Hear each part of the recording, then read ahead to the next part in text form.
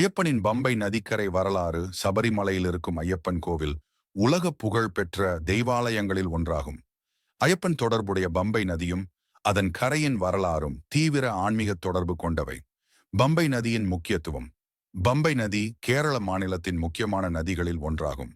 இது வேம்பநாடு ஏரியில் கலக்கிறது. இந்த நதி சபரிமலைக்கு செல்லும் பக்தர்களுக்கு புனிதமானதாக கருதப்படுகிறது. ஏனெனில் பக்தர்கள் பம்பை நதியில் நீராடுவதன் மூலம் தங்கள் உடல் மற்றும் மனசை தூய்மைப்படுத்துவார்கள். பம்பை நதிக்கரை வரலாறு. புனித நீராடல். ஐயப்ப பக்தர்கள் சபரிமலைக்கு செல்லும் முன்பு பம்பை நதியில் நீராடுவது வழக்கமாக இருந்தது. இதன் மூலம் அவர்கள் தங்களின் பாபங்களை கழுவுகிறார்கள் என நம்புகிறார்கள். பம்பை நதியிலிருந்து புனித பம்பை துலா நீராடல் எனும் பிரசித்தமான நிகழ்வு நடைபெறும். பம்பை நதியின் ஆன்மீக தளம். ஐயப்பனை தேடி வந்த முனிவர்களும் பக்தர்களும் பம்பை நதிக்கரையில் தங்கியதற்கான குறிப்புகள் உள்ளன. இதே நதிக்கரையில் ஐயப்பனின் பெருமையை பாடிய பல திருவாசகங்கள் உருவாகின. நதியின் சுற்றுச்சூழல் மற்றும் புனிதகாரம். பம்பை நதி கடவுள் ஐயப்பனின் ஆவிக்கு தொடர்பானதாகவே கருதப்படுகிறது.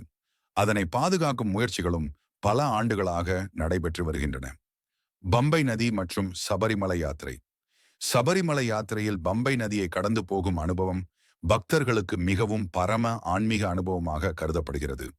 இங்கு பம்பை புஷ்கரம் என்ற முக்கியமான விழா ஒவ்வொரு 12 ஆண்டுகளிலும் நடைபெறுகிறது.